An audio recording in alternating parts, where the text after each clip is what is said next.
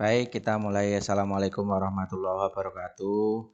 Salam sejahtera bagi kita semua. Om Swastiastu, Namo Buddhaya, salam kebajikan. Baik, mahasiswa semuanya, untuk kesempatan pada kali ini kita akan melanjutkan materi kita dalam kuliah ke-12 untuk mata kuliah etika bisnis. Untuk kali ini kita akan membahas mengenai kelanjutan yang kemarin yaitu fraud. Untuk saat ini kita akan lebih detail membahas tentang fraud dalam manajemen perusahaan. Ya, fraud dalam manajemen perusahaan. Kemampuan akhir yang diharapkan dalam kuliah ini adalah mahasiswa mampu memahami fraud dalam manajemen perusahaan. Ya, ini sesuai dengan rencana pembahasan semester, rencana pengajaran semester. Dalam bahasan kali ini adalah yang pertama fraud pada bagian marketing, yang kedua fraud pada bagian produksi, dan yang ketiga fraud pada bagian keuangan. Ya, paling tidak nanti kita ini tiga item ini yang harus dikuasai oleh semua mahasiswa, dan nanti juga akan kami berikan tambahan-tambahan agar bisa memperkaya materi dalam kuliah etika bisnis ini. Suatu tindakan yang dilakukan oleh manajemen kadangkala bisa dilakukan dengan berbagai sebab atau alasan tertentu. Pihak komisaris perusahaan perlu memantau jalannya aktivitas perusahaan secara sistematis serta mengetahui bentuk-bentuk fraud yang bisa terjadi pada perusahaan tersebut. Dengan memiliki pengetahuan tentang fraud di lingkungan manajemen, diharapkan kondisi timbulnya kerugian dari segi keuangan dan non-keuangan akan dapat dihindari. Kita masuk dalam pokok bahasan kita, yaitu yang pertama tentang fraud pada bagian marketing. Untuk bagian marketing, tindakan fraud bisa terjadi dalam beberapa bentuk yang secara umum seperti mengubah biaya advertising dengan harga yang berbeda dari yang berlaku umum dengan alasan-alasan tertentu. Membuat event atau ajang promosi dengan mengundang selebriti secara berlebihan sehingga terkesan lebih pada keinginan mempopularitaskan diri dari manajer marketing tersebut, bukan pada usaha untuk menaikkan angka penjualan produk. Kadangkala bagian marketing mengatakan bahwa penurunan angka penjualan menurutnya bukan karena kesalahan pada bagian marketing, tapi bagian produksi yang tidak mempunyai standar produk terhadap hasil produksinya. Pada bagian ini biasanya pihak manajer marketing mulai mencari-cari kelemahan atau membandingkan hasil produk yang dimiliki dengan produk dari perusahaan lain yang sejenis. Bentuk-bentuk fraud pada bagian marketing yang pertama tadi di depan sudah disampaikan, membuat rencana anggaran biaya promosi yang berlebihan atau memberi kesan bahwa dibutuhkan promosi besar-besaran dan itu terkesan di luar kewajaran. Sehingga di sini dibuatkan rencana anggaran biaya promosi yang lebih besar dari event yang dilaksanakan. Yang kedua, melakukan promosi suatu produk namun sebenarnya tidak sesuai dengan kenyataan yang ada pada produk tersebut. Yang ketiga, menjual barang tester yang seharusnya dipakai hanya untuk tester saja dan mengambil keuntungan itu sebagai keuntungan pribadi. Ini banyak ini. Yang keempat, mengambil barang tester dan hadiah untuk menjadi milik pribadi, ya bisa dipakai sendiri oleh pihak marketing. Yang kelima, menjual barang hadiah kepada para konsumen yang harusnya diberikan dalam bentuk sebagai hadiah semuanya. Ya, ini biasanya untuk ada yang gratis satu atau gratis sampel atau apa, ini dibawa pulang sendiri oleh marketing. Yang keenam, memakai fasilitas kendaraan dinas dengan alasan melakukan promosi produk dan jasa ke daerah atau tempat tertentu padahal diketahui kegiatan tersebut untuk urusan pribadi. Yang ketujuh, menaikkan harga secara berlebihan dari produsen dan distributor tanpa sepengetahuan pihak manajemen perusahaan. Yang kedelapan, dalam transaksi jual beli barang di mana adanya uang kembalian tidak dibayar dalam bentuk uang secara tunai, tapi diberikan dalam bentuk barang sebagai hitungan kembaliannya. Nah, ini banyak ini kadang-kadang di toko-toko modern atau di supermarket atau mungkin di warung-warung biasa juga banyak ketika ada kembalian yang diganti permen atau diganti barang-barang sesuatu. Ini sebenarnya itu salah satu bentuk fraud di bagian marketing. Yang ke-9, angka uang kembalian yang tidak dikembalikan ke konsumen. Ini selisih-selisih itu biasanya nanti yang menjadi banyak yang menjadi keuntungan dari pihak marketing. Ini menjadi bentuk-bentuk yang ada pada fraud pada marketing. Yang ke-10, menahan produk yang akan naik harga di pasaran atau telah menaikkan harga barang sesuai waktu kenaikan barang itu dilakukan. Karena informasi kenaikan harga suatu barang adalah produsen yang paling memahami dengan pasti kapan waktunya harga akan dinaikkan. Nah, ini orang-orang marketing biasanya ini sudah ada perencanaan tanggalnya, ini mau dinaikkan kapan, bahan ada yang ditahan terlebih dahulu tapi sudah dilaporkan terjual dengan asumsi nanti ketika barang naik dia akan juga menaikkan harganya atau sudah dijual terlebih dahulu dengan harga yang sudah dinaikkan padahal belum waktunya. Yang ke-11, bagian marketing membeli hadiah atau souvenir dari bagian produksi dengan harga yang murah dan kemudian menjualnya ke distributor dengan harga yang berlaku di pasaran. Ya, yang ke-12, memperkecil takaran produk yang dijual dengan takaran yang seharusnya. Ya, nyolong timbangan kalau lebih mudahnya. Yang ke-13, menjual kembali barang yang sudah kadaluarsa yang seharusnya sudah ditarik di pasaran. Ya, itu bentuk-bentuk fraud ya pada bagian marketing. Yang saat ini kita masuk pada fraud yang ada pada bagian produksi. Pada bagian produksi, fraud itu bisa terjadi dalam berbagai hal, seperti menurunkan tingkat ketelitian pada standar produk yang seharusnya. Yang bisa jadi juga memproduksi dalam jumlah yang berlebih, namun melaporkannya dalam jumlah yang tidak sebenarnya, dan kelebihan produksi itu disimpan dan dipasarkan secara bawah tangan atau sembunyi-sembunyi. Nah, selain itu, melaporkan kerusakan mesin pabrik dalam bentuk habisnya umur ekonomis onderdil atau mesin dan harus digantikan dengan yang baru.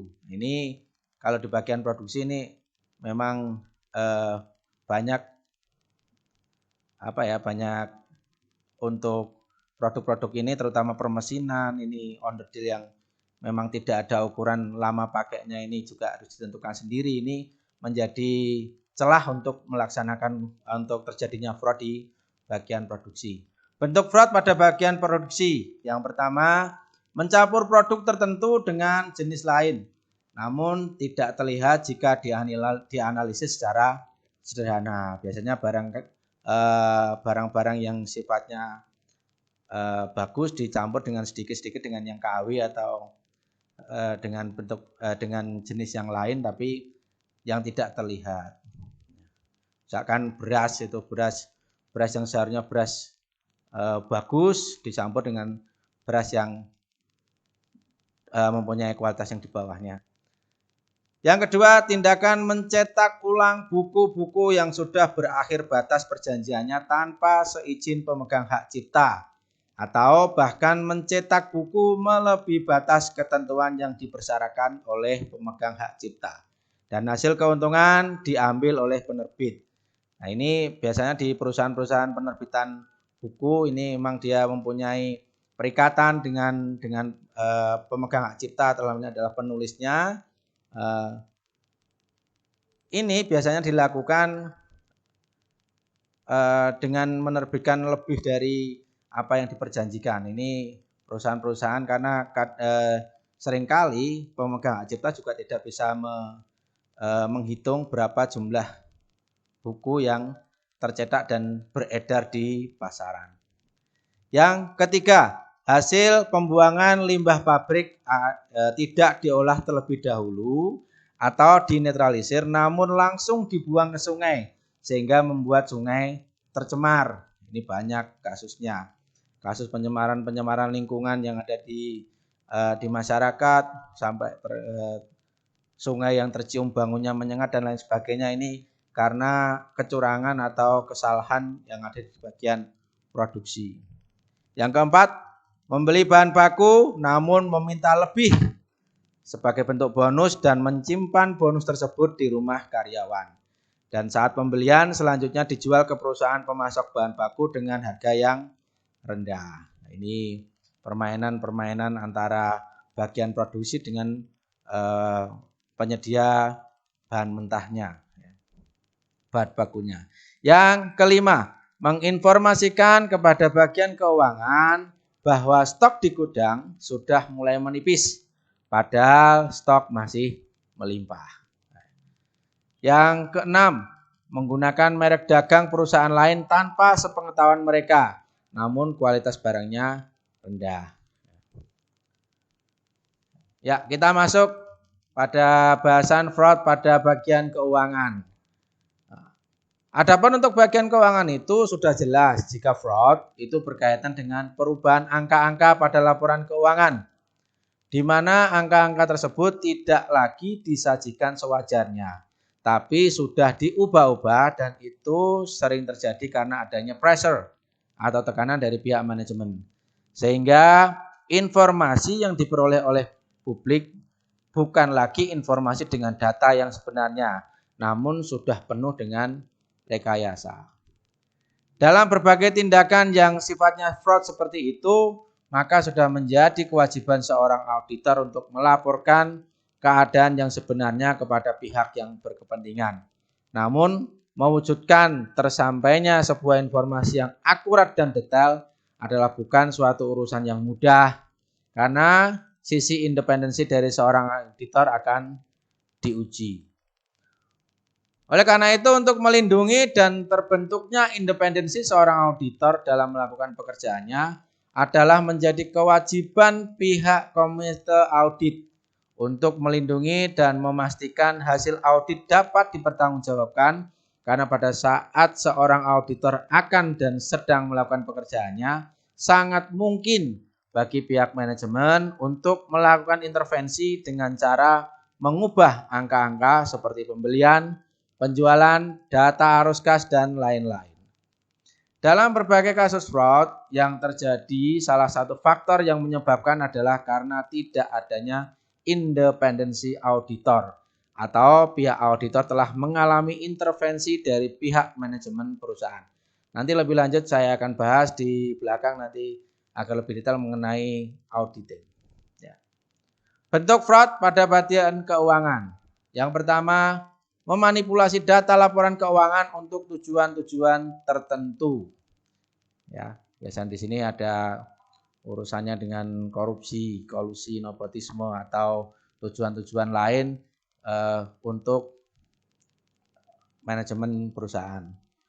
Yang kedua, melaporkan dalam laporan keuangan bahwa keuntungan perusahaan setiap tahunnya terjadi peningkatan dengan tujuan agar pencairan kredit dapat terlaksana sesuai dengan jumlah yang diinginkan. Ya, kalau terkesan sehat, pastinya nanti pihak lembaga keuangan akan lebih mudah untuk memberikan kreditnya. Sehingga nanti dengan asumsi penambahan modal perusahaan, maka pihak perbankan akan dengan mudahnya memberikan sesuai dengan angka yang diharapkan oleh manajemen atau perusahaan. Yang ketiga, melaporkan dalam laporan keuangan bahwa keuntungan perusahaan itu kecil atau rendah dengan tujuan agar pengenaan pajak yang dibebankan juga rendah. Nah, ini kebalikan dari tadi. Kalau ini lebih kepada menghindari pajak. Ya. Yang keempat, melaporkan kepada pihak kreditur bahwa beberapa proyek yang dikerjakan sedang mengalami masalah yang serius dan tidak dapat dihindari, seperti bencana banjir, longsor, diserang hama, dan lainnya, dengan tujuan agar mendapat keringanan atau bahkan dihapus bukukan atas segala kewajibannya. Ya, ini mengesankan bahwa force majeure ini terjadi pada saat melaksanakan pekerjaan, sedangkan memang dalam aturan Yang force majeure ini bisa menjadi alasan untuk mendapatkan penundaan, keringanan, bahkan memang dihapus bukukan. Padahal aslinya tidak seperti itu. Yang kelima, pihak manajemen perusahaan bekerja sama dengan pihak akuntan publik dalam menyusun laporan keuangan yang sesuai dengan keinginan. Ya, ini kerjasama dengan akuntan publik sebagai auditornya. Yang keenam, membeli kendaraan secara kredit, namun beberapa waktu kemudian melaporkan bahwa kendaraan tersebut telah hilang, padahal telah dijual kepada pihak lain. Pelaporan kehilangan ini bertujuan agar kendaraan tersebut mendapatkan ganti rugi dari pihak produsen kendaraan. Ini biasanya untuk kegiatan-kegiatan pembelian kredit untuk sewa beli kendaraan ini memang ada asuransi, baik untuk asuransi kecelakaan, asuransi kehilangan maupun asuransi yang lain. Dengan dia melaporkan bahwa kendaraan yang dibelinya secara kredit itu hilang, maka berharapnya produsen kendaraan atau perusahaan pembiayaan ini mengganti kendaraan yang hilang tersebut sesuai dengan asuransi yang digunakan. Yang ketujuh, penyusunan laporan keuangan ganda dengan tujuan melaporkan kepada investor atau kreditur agar mereka tertarik menanamkan modal atau meminjamkan uangnya. Nah, ini seringkali terjadi, laporannya ada dua, yang satu biasanya digunakan untuk menghindari pajak, yang satu biasanya untuk mencari investor untuk penanam kredit. Yang ke-8, para calon debitur melakukan pendekatan dengan appraisal atau analis kredit untuk menyetujui jaminan atau agunan yang diajukan di mana sebenarnya jaminan tersebut tidak layak dalam angka ajuan kredit. Ya. Yang ke-9, melakukan tindakan-tindakan pencurian aset perusahaan pada bagian-bagian yang tidak terlihat sehingga tidak dicurigai jika diperiksa. Ya, ini biasanya untuk yang sifatnya kecil-kecil, misalkan ambil ATK atau aset-aset kecil yang biasanya hanya menempel di perusahaan, diambil dibawa pulang untuk dinikmati sendiri di rumah. Nah, ini kecil-kecil tapi lama-lama juga menjadi angka yang cukup besar. Yang ke-10, bekerja sama dengan petugas pajak untuk memperkecil angka biaya pajak yang harus dibayarkan dan selisih keuntungan antara yang seharusnya dan yang dipalsukan diambil oleh pihak perusahaan. Ya, kita lanjutkan sebenarnya kenapa sih manajemen melakukan fraud di bidang keuangan? Ini ada beberapa alasan. Yang pertama, melakukan rekayasa menaikkan laba bersih yang dilakukan dengan tujuan untuk memaksimumkan nilai perusahaan. Jadi memang akan melihat bahwa perusahaan ini mempunyai mempunyai kesehatan yang baik untuk bisa dibuat investasi atau mendapatkan nilai-nilai kredit dari lembaga keuangan.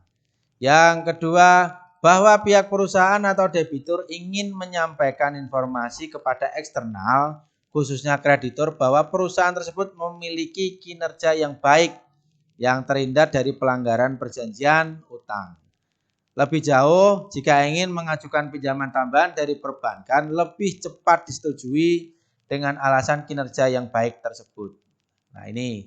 Yang ketiga, pihak manajemen perusahaan melaporkan bahwa penjualan dan perolehan keuntungan perusahaan terjadi penurunan dengan tujuan pembayaran pajak menjadi kecil, menghindari pajak. Yang keempat, pencatatan suatu laporan keuangan dengan menjelaskan bahwa perolehan keuntungan perusahaan mengalami penurunan dan berada dalam jumlah yang kecil.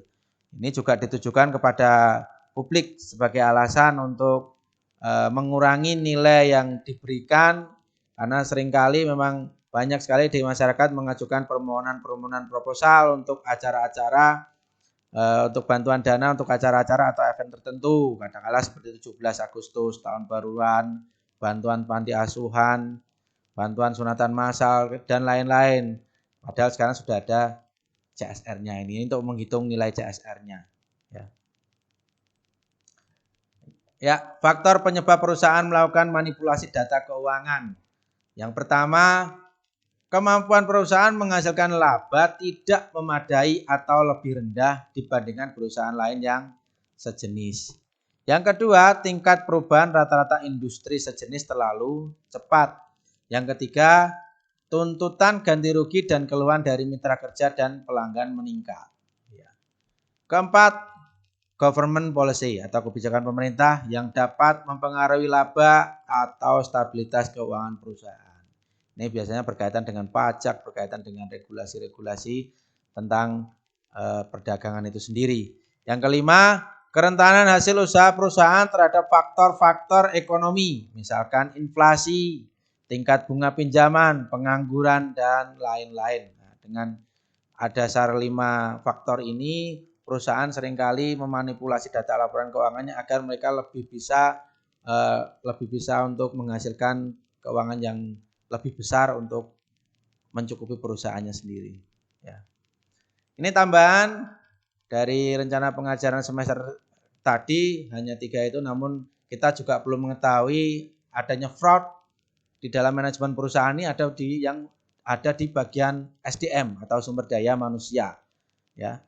Karena tindakan fraud ini juga terjadi pada bagian sumber daya manusia, namun kadangkala itu karena memang seringnya sih, bukan hanya kadangkala, ini melibatkan orang dalam sebagai pihak yang telah mengetahui kondisi lapangan. Kejadian lain juga bisa terjadi karena adanya tekanan oleh pihak luar perusahaan. Adapun tindakan fraud pada bagian SDM adalah yang pertama, membuat gelar kesarjanaan palsu atau fiktif. Padahal yang bersangkutan tidak kuliah, sehingga pengaruhnya yang bersangkutan memperoleh pekerjaan dan mendapatkan kedudukan yang layak. Yang kedua, menerima soggokan dengan menerima karyawan yang seharusnya tidak lulus namun kemudian meluluskannya. Yang ketiga, menerima karyawan yang berasal dari hubungan family atau keluarga namun kualitasnya rendah atau dianggap tidak layak. Ini sudah nepotisme. Ya. Yang keempat, membayar gaji karyawan tidak sesuai dengan isi perjanjian kontrak dan juga mempekerjakan karyawan lebih lama waktunya dibandingkan dengan perjanjian kontrak yang ditandatangani. Ya, membayar gaji karyawan memang acap kali tidak sesuai dengan isi perjanjian kontrak, karena memang perusahaan seringkali yang menjadi dasar dia membuat perjanjian kontrak ini UMR. Padahal seringkali perusahaan ini tidak kuat untuk membayar semua karyawannya sesuai dengan upah minimum yang ditetapkan oleh kabupaten maupun provinsi. Nah, ini juga termasuk mempekerjakan karyawan lebih lama waktunya dibandingkan dengan perjanjian kontrak yang ditandatangani. Nah, misalkan kewajiban dari pekerja itu 1 minggunya adalah 40 jam, dia memperkerjakannya lebih, atau mungkin dari 40 jam ini tidak dipotong dengan istirahat. Nah, ini merupakan beberapa fraud yang ada pada bagian SDM. Yang kelima, membuat surat sakit palsu padahal yang bersangkutan sedang melakukan kegiatan bisnis atau yang bersifat pribadi tanpa sepengetahuan perusahaan. Ini ngalup loro, ngalup sakit. Jadi orang pura-pura sakit membuat surat sakit palsu padahal dia sedang traveling untuk bisnis atau urusan pribadi. Yang keenam, menggunakan fasilitas kantor untuk kepentingan pribadi. Saya kira sudah jelas. Yang ketujuh, memberikan pelatihan kepada karyawan kepada pihak yang telah membuat perjanjian khusus, yaitu akan diberikan komisi jika pelatihan tersebut dilaksanakan oleh mereka. Nah, ini untuk bidang pelatihan, jelas. Yang kedelapan, mengenakan biaya administrasi yang di luar ketentuan yang dibuat oleh perusahaan. Yang kesembilan, menempatkan karyawan tidak sesuai dengan keahliannya dengan tujuan agar mudah diatur dan dibujuk jika melakukan sesuatu. Ini sangat jelas sekali melanggar kaidah right man on the right place, karena memang dia mempunyai tujuan tertentu agar orang yang taruh di satu jabatan ini bisa menjadi mudah disetir, ya, mudah diatur. Yang ke-10, tidak memberikan fasilitas pendukung yang maksimal dalam pekerjaan karyawan. Ini cetol, kalau katakanlah perusahaan pegawai yang harusnya menggunakan komputer harus membawa komputer sendiri dari rumah. Padahal kewajiban dari perusahaan ini yang harusnya menyediakan komputer tersebut. Ya. Yang ke-11, tidak mempromosikan karyawan atas dasar sesuai dengan profesionalismenya. Kalau dalam bahasa umum ada namanya DUK, daftar urut kepangkatan. Namun seringkali dipelesetkan menjadi DUK itu daftar urut kedekatan. Jadi siapa yang dekat dengan yang ada di atas, maka dia akan lebih cepat promosinya. Ini merupakan fraud yang ada pada bagian SDM. Nah, kita masuk dalam bentuk tindakan investigasi fraud dengan pendekatan interview. Kita mulai membahas bagaimana kita bisa menemukan adanya fraud yang ada dalam manajemen perusahaan itu. Yang pertama dengan pendekatan interview. Ya. Untuk memperoleh data-data dan informasi yang akurat dan tepat, maka ada beberapa hal penting yang harus diperhatikan dalam interview. Antara lain, yang pertama, gunakan cara interview yang halus dan sopan. Hindari kekerasan dan intimidasi. Yang kedua, gunakan asas praduga tak bersalah. Ya, bahwa semuanya ini ya awal-awal memang harusnya tidak bersalah. Nah, kalaupun nanti di belakang ditemukan adanya pelanggaran dan yang kita jadikan responden interview memang terlibat, maka ya nanti tinggal proses lebih lanjut. Yang ketiga, kemukakan fakta, bukan opini. Jelas. Yang keempat, tugaskan 2 orang interviewer. 1 mengajukan pertanyaan dan 1 lagi mendengarkan dan memperhatikan serta mencatat. Yang kelima, gunakan alat perekam. Ini penting dan sudah umum. Yang keenam, dengarkan jawaban dengan penuh kesabaran.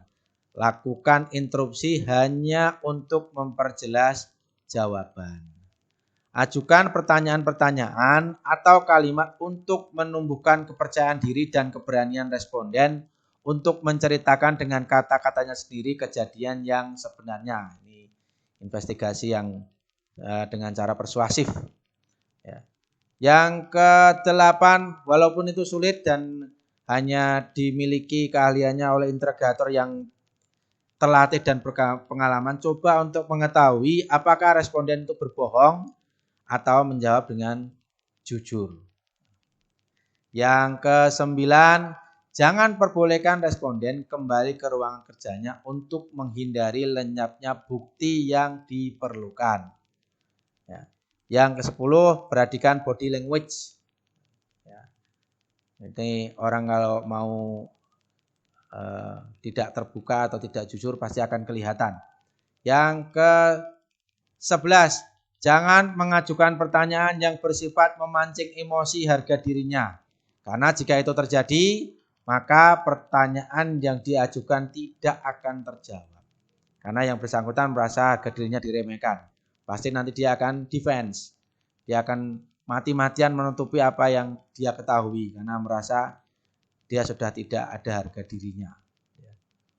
Yang ke-12, jelaskan padanya bahwa hasil interview ini akan membawa pengaruh pada kemajuan perusahaan, yaitu sesuai dengan yang dicita-citakan oleh banyak pihak, tidak terkecuali bagi dirinya.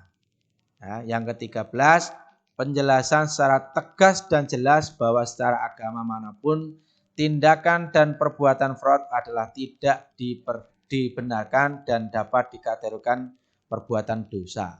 Sehingga yang bersangkutan perlu secepatnya untuk mengakui salah tersebut. Solusi untuk mencegah terjadinya fraud. Yang pertama, tingkatkan pengendalian internal yang terdapat di perusahaan. Yang jelas mestinya ada auditor internal yang ada dalam perusahaan tersebut. Yang kedua, lakukan seleksi pegawai secara ketat. gunakan jasa psikolog dan hindari KTBLC dalam penerimaan pegawai. Yang ketiga, tingkatkan keandalan internal audit department antara lain dengan memberikan balas jasa yang menarik. Yang kedua, memberikan perhatian yang cukup besar terhadap laporan mereka. Dan yang ketiga, mengharuskan internal auditor melaksanakan continuing professional education atau sosialisasi atau pendidikan yang berkelanjutan, pendidikan profesi yang berkelanjutan. Solusi yang keempat, berikan imbalan yang memadai untuk seluruh pegawai. Timbulkan rasa memiliki di antara pegawai ini. Beberapa menjadi banyak penelitian yang menjadi ukuran bahwa semakin tinggi salary atau imbalan untuk pegawai diyakini akan mengurangi atau bahkan menghilangkan fraud yang ada di dalam perusahaan tersebut. Ya. Solusi yang kelima, lakukan rotation of duties atau rotasi tugas dan wajibkan para pegawai untuk menggunakan hak cuti mereka. Yang keenam, lakukan pembinaan rohani. Ini penting. Yang ketujuh, berikan sanksi yang tegas kepada mereka yang melakukan kecurangan dan berikan penghargaan mereka yang berprestasi. Reward and punishment. Ya, reward and punishment ini jelas nanti menjadi salah satu solusi yang cukup signifikan pengaruhnya terhadap penurunan resiko fraud. Yang kedelapan, tumbuhkan iklim keterbukaan dalam perusahaan. Yang kesembilan, manajemen harus menjadi contoh dengan bertindak jujur, adil, dan bersih. Dan yang kesepuluh, buat kebijakan tertulis mengenai fair dealing. Nah, kita masuk dalam bahasan tambahan yang selanjutnya, yaitu kita nanti harus mengetahui apa itu auditing yang menjadi solusi juga, yang menjadi salah satu yang bisa untuk mengetahui terjadinya fraud yang ada di perusahaan. Pada dasarnya auditing atau pemeriksaan merupakan kegiatan yang dilakukan untuk membandingkan kondisi yang ada dengan kriteria atau ketentuan yang ditentukan. Ya.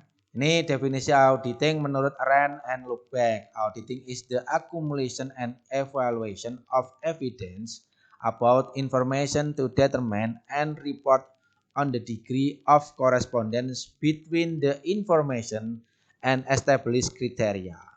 Auditing should be done by competent independent person. Nah, ini sangat jelas nanti bahwa auditing ini akumulasi dan evaluasi dari bukti-bukti informasi dan laporan serta koresponden antara informasi dengan aturan yang ada. Ini harus dilakukan oleh orang yang benar-benar independen dan kompeten.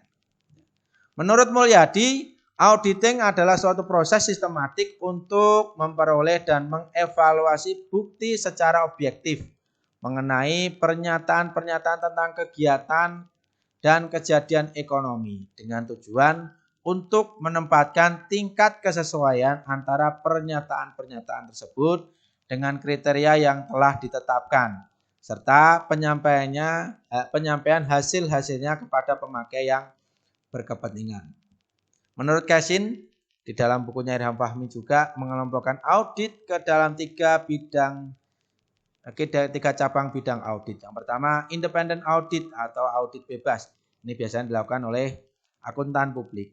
Yang kedua, internal auditing, audit internal. Ini di dalam perusahaan biasanya ada audit untuk bisa menjadi orang yang independen untuk memeriksa hal-hal yang diperlukan oleh manajemen. Yang ketiga, government auditing, audit pemerintah. Ini ada BPK, ada inspektorat dan lain-lain. Kita masuk dalam sebenarnya tujuan apa sih audit ini? Tujuan utamanya pemeriksaan audit adalah untuk menentukan apakah financial statement atau laporan keuangan menyajikan secara wajar atau tidak keadaan keuangan dan hasil usaha suatu perusahaan.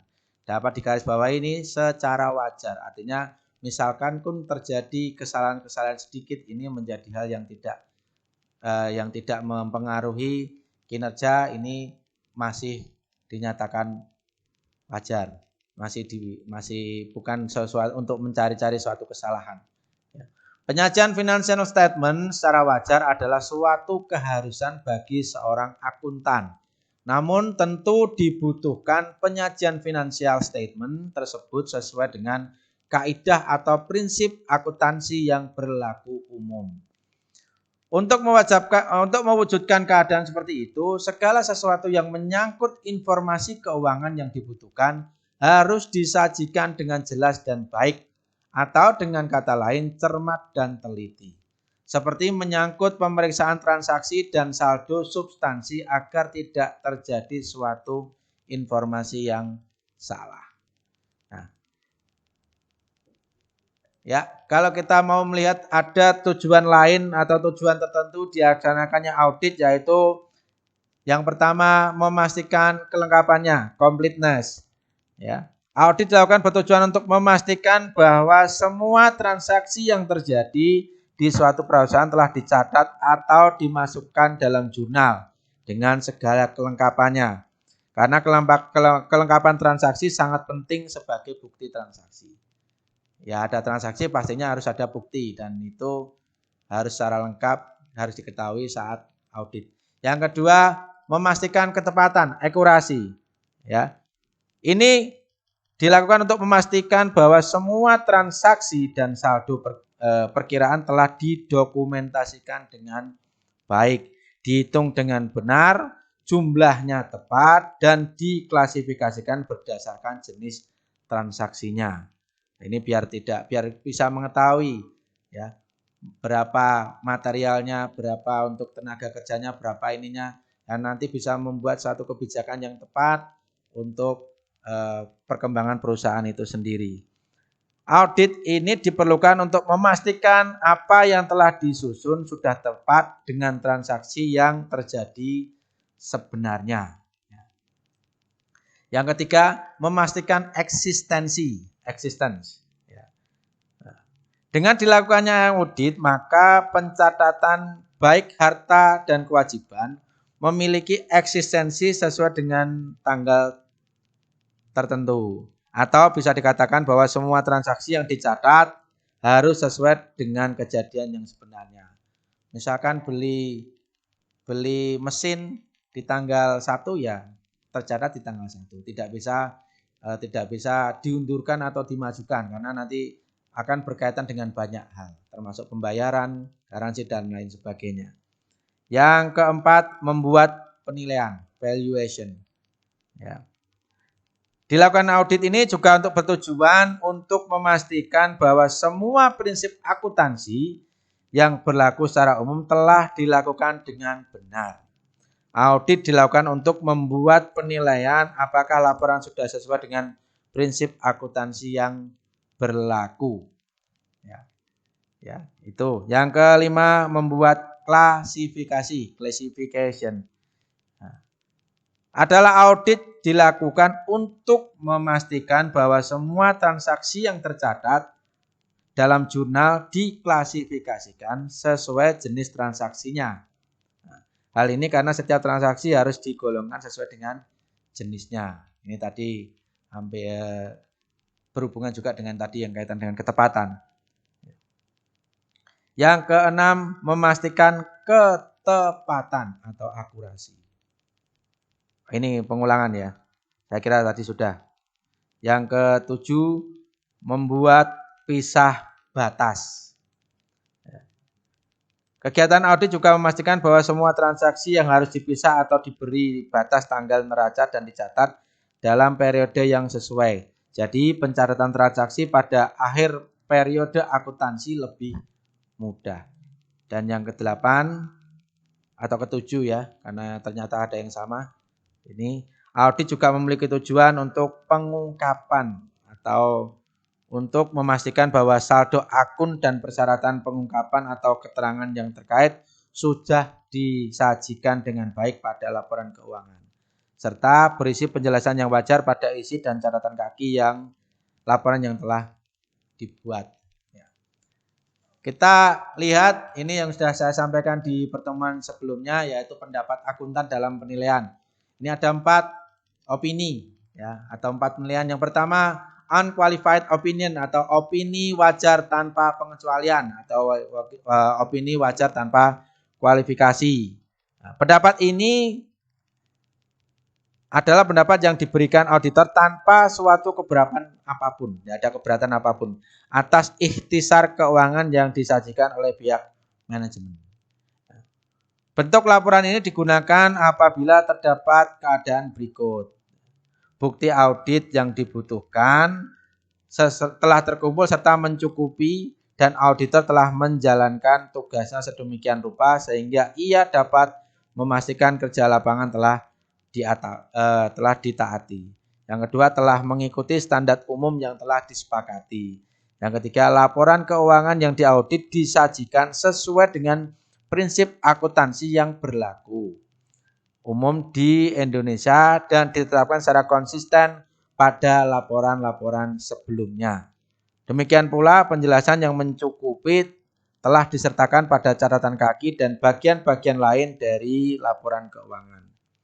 Selanjutnya, tidak terdapat ketidakpastian yang cukup berarti mengenai perkembangan di masa mendatang yang tidak dapat diperkirakan sebelumnya atau dipecahkan secara memuaskan. Ini kriteria-kriteria agar bisa mendapatkan opini wajar tanpa pengecualian.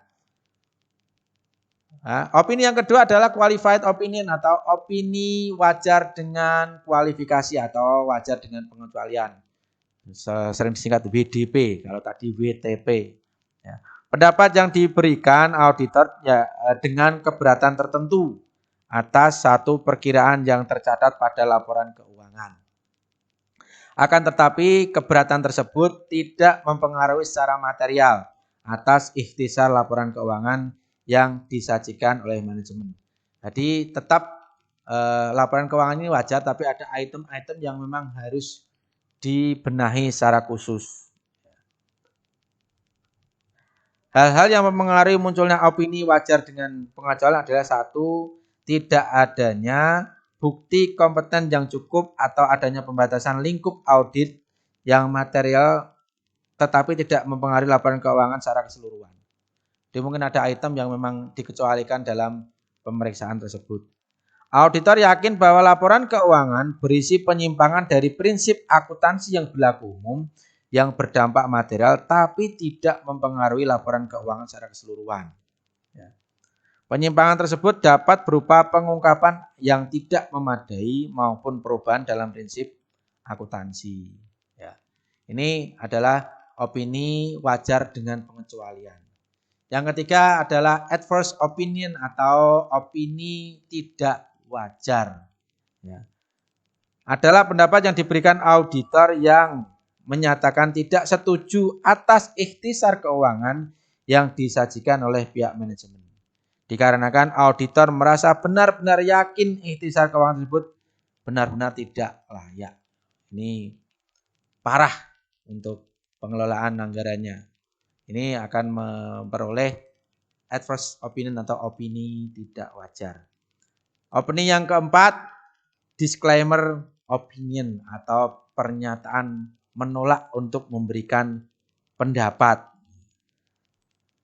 Ini artinya bahwa penolakan ini dikarenakan yang disajikan manajemen ini adanya pembatasan pemeriksaan. Jadi misalkan harusnya dia dibatasi untuk mengaudit A, untuk dia agar diminta untuk memberikan opini atas keadaan B, itu akuntan akan melakukan disclaimer atau menolak dalam memberikan pendapat.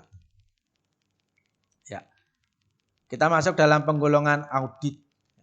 Menurut Ahrens, pada umumnya audit dapat digolongkan menjadi yang pertama audit operasional, yang kedua audit kesesuaian, dan yang ketiga audit laporan keuangan. Dalam perkembangan dan dinamika ilmu pengetahuan yang begitu pesat, dalam ilmu audit muncul konsep audit forensik. Ini saya ambil di bukunya Ilham Fahmi. Kita masuk dalam apa sih audit operasional, yaitu jenis audit yang peninjauannya berfokus pada proses, prosedur, sistem, serta kontrol internal jalannya perusahaan. Tujuan utama dari audit ini adalah untuk meningkatkan produktivitas, efisiensi, efektivitas, dan akhirnya profitabilitas pada layanan profesional sebuah bisnis. Nah, berbeda dengan audit keuangan, di mana audit memberikan opini atas laporan keuangan klien, audit operasional adalah alat untuk mengevaluasi atas kegiatan, program, dan metode di suatu perusahaan untuk menilai efisiensi dan efektivitas, serta mengidentifikasi resiko dan hambatan yang dihadapi untuk menghasilkan sebuah rekomendasi agar adanya perbaikan. Tahapan-tahapan dalam audit operasional yang pertama adalah planning. Pada tahap ini, pemeriksa akan memperoleh informasi umum mengenai aktivitas yang ada di perusahaan. Ya, survei dulu untuk membantu perencanaan awal pemeriksaan. Nah, yang kedua, program kerja, work program. Nah, ini pemeriksa akan mempersiapkan program atau rencana kerja audit operasional guna pelaksanaan audit operasional yang efektif dan efisien. Nah, yang ketiga, field work atau kerja lapangan, sudah mulai ke lapangan, penelusuran lapangan. Pada tahap pekerjaan lapangan, tugas dari pemeriksa adalah menentukan efektivitas dari manajemen dan pengendaliannya. Tujuan dilakukan tahap ini adalah untuk menentukan apakah masalah pada area yang sudah ditentukan perlu adanya perbaikan atau tindak lanjut untuk menangani masalah tersebut. Selanjutnya, development of finding and recommendation atau pengembangan dan rekomendasi atas temuan. Dari area masalah yang sudah ditentukan tadi di kerja lapangan pada tahap pemeriksaan lapangan akan dilakukan pengembangan hasil temuan. Pada tahap ini berdasarkan ada 5 atributnya. Yang pertama adalah condition, what did you find, apa yang ditemukan. Yang kedua kriteria, what should it be, bagaimana, apa yang harus dilakukan. Yang ketiga, effect atau dampak. What is the impact on operation? Apa dampak yang ditimbulkan? Cause atau sebab. Why did it happen? Kenapa ini bisa terjadi? Yang kelima, recommendation atau rekomendasi. What needs to be done to correct the situation? Apa yang dibutuhkan untuk dilakukan perbaikan dari situasi tersebut. Ya, tahapan yang terakhir yaitu reporting atau pelaporan. Ini auditor akan melakukan pelaporan atas apa yang sudah dikerjakan dari mulai tahap 1 sampai tahap keempat, sekaligus memberikan rekomendasi dan apa yang harus ditindaklanjuti dalam audit operasional tersebut. Kita masuk dalam audit kesesuaian atau bahasa lainnya adalah audit persetujuan. Sebenarnya ini audit ini sama dengan audit operasional, kecuali bahwa audit persetujuan bersifat keluar. Jadi kalau audit operasional adalah bagaimana sistem berjalan di dalam, kalau ini bagaimana bersifat keluar. Sebagai contoh, audit internal bisa secara random menentukan pekerja dan perorangan para pekerja diberi cek pembayaran dan bukannya menggunakan pengiriman. Hal ini memastikan bahwa nama pada sistem penggajian menggambarkan pekerja yang sebenarnya dan bukan hanya entry fiktif yang dibuat oleh supervisor yang bertanggung jawab, yang hanya ingin mendapatkan bagian dari pembayaran tersebut. Nah, ini biasanya sekarang sudah banyak dilakukan, semua pembayaran gaji semuanya lewat rekening. Nah, kalau dulu banyak yang manual sehingga banyak penyimpangan yang dilakukan oleh atasan langsung. Audit kesesuaian bertugas memeriksa efektivitas prosedur secara berkelanjutan. Kesesuaian merupakan lanjutan dari kegiatan audit operasional. Audit kesesuaian akan berlanjut terus sehingga prosedur di perusahaan akan terus berjalan dengan baik.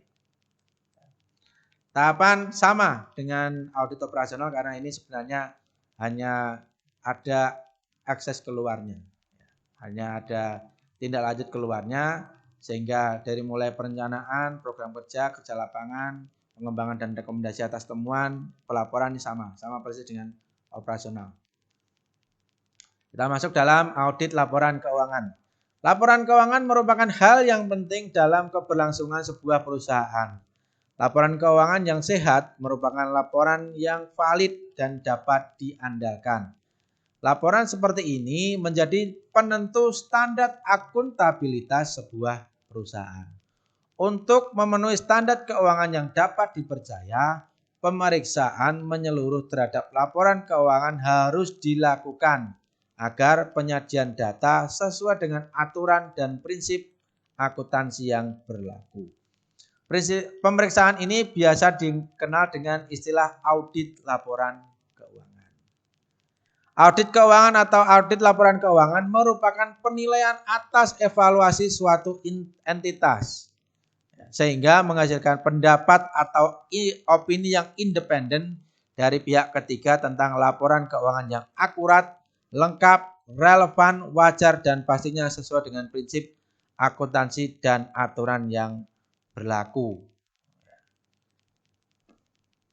Tahapan laporan keuangan. Ini paling tidak ada 4 tahapan. Yang pertama adalah perikatan audit. Perikatan audit merupakan kesepakatan antara pihak auditor dan perusahaan yang biasanya diwakili oleh manajemen. Perikatan harus dilakukan sebelum proses audit dimulai. Manajemen perusahaan akan menyerahkan audit laporan keuangan kepada auditor.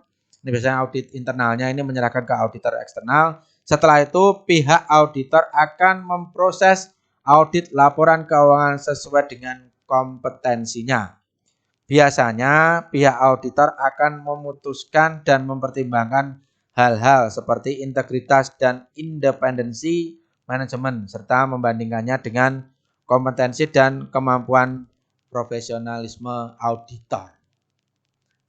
Tahapan yang kedua, perencanaan. Setelah berhasil melewati tahap perikatan, selanjutnya auditor harus melakukan kegiatan seperti melakukan riset untuk memahami bisnis dan industri klien. Jadi harus paham tentang pola bisnis dan pola bisnisnya itu sendiri. Melakukan prosedur analitik dan menentukan resiko audit.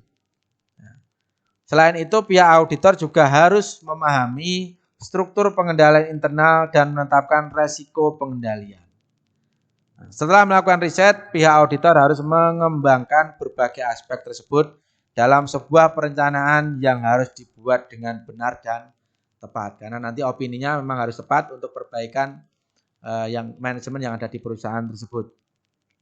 Yang ketiga, pelaksanaan uji audit. Setelah itu memang perusahaan berhasil, setelah auditor membuat perencanaan, tahapannya adalah melakukan pengujian.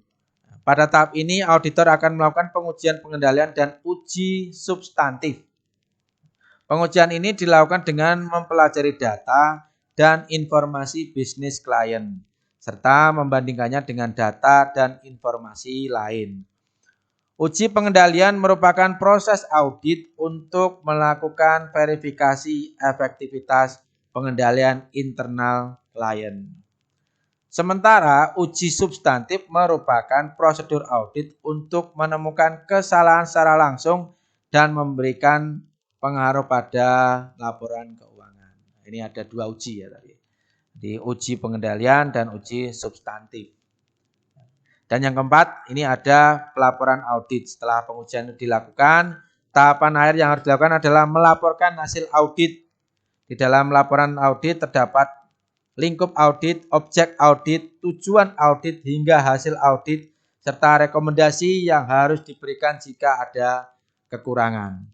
Laporan audit ini merupakan bentuk komunikasi auditor dengan pihak lainnya, sehingga harus dibuat dengan sangat detail, teliti, dan penuh tanggung jawab.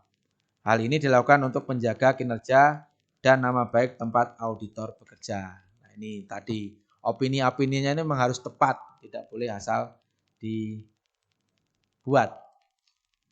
Kita masuk ke audit forensik. Menurut Delary Crumbley, Chief of Editor dari Journal of Forensic Accounting, akuntansi forensik adalah proses akuntansi yang akurat untuk tujuan hukum. Artinya dapat bertahan dalam kancah perseteruan selama proses pengadilan atau dalam proses peninjauan yudisial atau administratif. Dengan demikian, audit forensik bisa didefinisikan juga sebagai tindakan menganalisis dan membandingkan antara kondisi di lapangan dengan kriteria untuk menghasilkan informasi atau bukti kuantitatif yang bisa digunakan di muka pengadilan. Tentunya, bukti transaksi yang diminta dalam proses audit forensik akan lebih banyak dan mendetail untuk mengungkapkan kecurangan yang ada dan bahkan memungkinkan untuk meminta data-data rahasia yang dimiliki oleh perusahaan. Ini karena untuk pembuktian di pengadilan. Adapun tahapan dalam audit forensik yang pertama adalah identifikasi masalah. Pada tahap ini, auditor forensik akan melakukan pemahaman awal dari kasus apa yang sedang diungkapkan. Melakukan pemahaman awal ini bertujuan untuk mempertajam analisa serta spesifikasi ruang lingkup. Dengan begitu, proses audit bisa dilakukan secara tepat sasaran. Yang kedua, tahapannya adalah pembicaraan dengan klien. Pembicaraan atau wawancara dengan klien ini merupakan tahapan terpenting dalam proses akuntansi forensik atau audit forensik. Dalam tahap ini, akuntan akan melakukan wawancara dengan klien terkait kriteria, lingkup, limitasi, jangka waktu, serta metodologi audit. Langkah ini dilakukan supaya tercipta kesepahaman antara auditor dengan klien. Ini merupakan tahap yang sangat penting karena dengan keduanya mempunyai titik kesepahaman yang sama, proses penyelesaian kasus akan berjalan lebih cepat dan tepat sasaran. Ya. Yang ketiga, pemeriksaan pendahuluan. Ini adalah proses di mana auditor mulai mengumpulkan data awal serta melakukan analisa hingga didapatkan hasil dalam matriks 4W1H. What, who, why, where, and how. Jika matriks ini sudah dikantongi, maka akan diputuskan untuk melanjutkan investigasi atau tidak. Yang keempat, pengembangan rencana pemeriksaan. Dalam tahap ini, auditor akan melakukan penyusunan beberapa hal, mulai dari dokumentasi kasus yang dihadapi, prosedur pelaksanaan dan tujuan audit, serta apa saja tugas individu dalam tim. Setelah rapi disusun akan menghasilkan sebuah temuan. Yakin ini, temuan inilah yang pada akhirnya akan dikomunikasikan oleh para tim audit dengan klien. Ya. Selanjutnya tahapan selanjutnya adalah tahapan kelima, yaitu pemeriksaan lanjutan. Merupakan tahapan di mana auditor mulai mengumpulkan bukti. Pada tahap ini sebenarnya proses audit sudah mulai berjalan. Para auditor sudah mulai melakukan beragam tekniknya untuk mencari kebenaran adanya fraud serta pelakunya. Yang keenam atau proses terakhir adalah penyusunan laporan. Ini beberapa poin yang harus dituliskan dalam laporan. Yang pertama adalah kondisi, yaitu apa saja hal yang benar-benar terjadi di lapangan. Yang kedua ada kriteria, yang merupakan apa saja standar yang digunakan saat melaksanakan kegiatan. Dan yang ketiga simpulan, menjelaskan tentang keseluruhan inti dari proses audit. Nah, kita lihat ada 3 standar yang ditetapkan oleh IAI atau Ikatan Auditor Indonesia. Yang pertama adalah standar umum. Antara lain adalah keahlian dan pelatihan teknis yang memadai. Yang kedua, independensi dalam sikap mental. Dan yang ketiga, kemahiran profesional yang cermat dan seksama. Ini standar umum yang harus dikuasai oleh seorang auditor. Nah, ketika kita masuk ke dalam standar pekerjaan lapangan, seorang auditor itu harus mempunyai perencanaan dan supervisi audit keahliannya. Ya, keahliannya harus mempunyai keahlian perencanaan dan supervisi audit. Yang kelima, pemahaman yang memadai atas struktur pengendalian internal (SPIP). kalau di pemerintahan. Yang keenam, bukti audit yang cukup dan kompeten. Nah, setelah itu di dalam standar umum dan standar pekerjaan lapangan ini akan dimasukkan dalam standar pelaporan yang merupakan kompetensi yang ketujuh, ya, yaitu pernyataan apakah laporan keuangan sesuai dengan prinsip akuntansi yang berlaku umum. Ya. Jadi seorang auditor juga harus menguasai prinsip akuntansi yang berlaku umum ini. Yang kedelapan, pernyataan mengenai ketidakkonsistenan penerapan prinsip akuntansi berlaku umum. Yang kesembilan, pengungkapan informatif dalam laporan keuangan. Dan yang kesepuluh, pernyataan pendapat atas laporan keuangan secara keseluruhan. Ini biasa yang terjadi kesalahan-kesalahan yang menyebabkan ketidaksamaan neraca. Ini kalau ini kita bisa lihat dalam laporan keuangan biasanya. Dalam laporan keuangan seringkali terjadi kesalahan-kesalahan. Yang pertama, kesalahan penyiapan neraca saldo. Ya. Itu antara lain kesalahan penjumlahan kolom, kesalahan dalam mencatat angka-angka ke neraca saldo. Saldo dimasukkan dalam kolom yang salah atau diabaikan. Kesalahan menghitung saldo. Saldo dimasukkan kolom akun yang salah. Jumlah yang dimasukkan ke suatu akun salah. Debit posting sebagai kredit atau sebaliknya. Posting debit atau kredit diabaikan. Nah, ini menjadi kesalahan-kesalahan yang biasa terjadi dalam neraca keuangan. Ya. Terus bagaimana cara mengkoreksinya? Ya. Apabila kesalahan itu karena ayat jurnal tidak benar, tetapi belum atau tidak diposting, prosedur koreksinya adalah coret kesalahan tersebut dan cantumkan judul atau jumlah yang benar. Nah, ini nanti baru diposting. Kedua, ayat jurnal sudah benar, tetapi diposting secara keliru. Ya. Cara prosedur koreksinya adalah coret kesalahan tersebut dan lakukan posting yang benar. Ya. Yang ketiga, ayat jurnal tidak benar dan sudah diposting. Prosedur koreksinya, buatlah jurnal koreksi dan postingan untuk mengkoreksi. Ya, ini bisa dilihat contoh kasus yang ada di bukunya Irham Fahmi. Ini ada Bapak Aulia Putra dan seorang pekerja yang cerdas, adalah seorang pekerja yang cerdas dan jujur, berbakat tapi sudah berusia 50 tahun. Beliau sarjana akuntansi yang ditambahkan pada staf pada bagian keuangan dengan tugas menyusun laporan keuangan. Kepala bagian keuangan adalah Bapak Irwan, seorang alumni magister bidang keuangan. Beliau pendiam namun mempunyai perilaku yang susah ditebak. Suatu hari Pak Irwan menugaskan kepada Pak Aulia Putra agar dapat mengubah beberapa data keuangan karena laporan keuangan terlihat beberapa penyesuaian yang tidak sesuai dengan maksud yang diinginkan. Artinya bisa jadi laporan keuangannya ini dianggap tidak sehat sehingga perlu dirubah.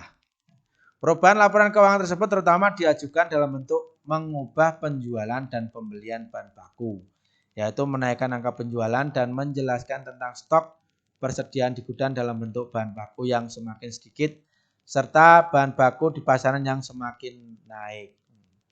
Tujuan Bapak Irwan agar pimpinan perusahaan menambah beberapa alokasi dana untuk pembelian bahan baku dan itu bisa disanggupi jika melihat angka penjualan yang tinggi. Artinya sangat wajar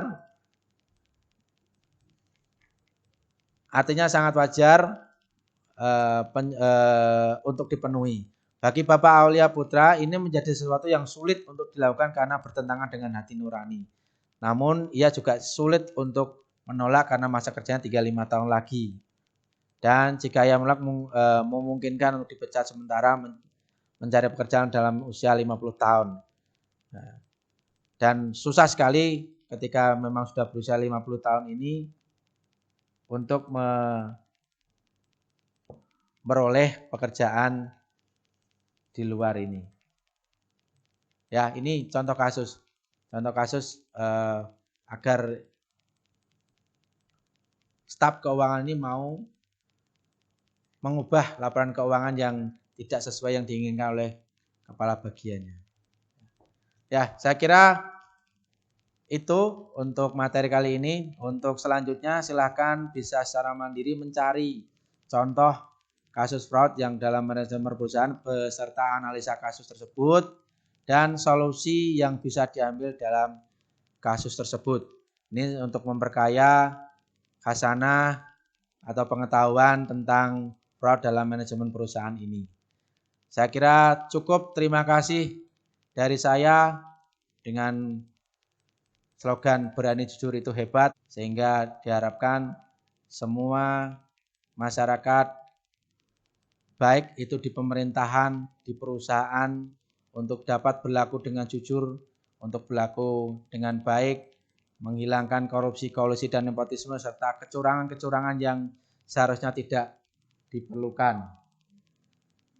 Terima kasih dari saya cukup terima kasih. Silakan apabila ada pertanyaan, ada yang perlu didiskusikan atau ada yang perlu disampaikan, silakan bisa menghubungi kami yang ada bisa di kolom komentar atau bisa chat ke WhatsApp grup yang ada yang tersedia atau bisa langsung japri ke saya.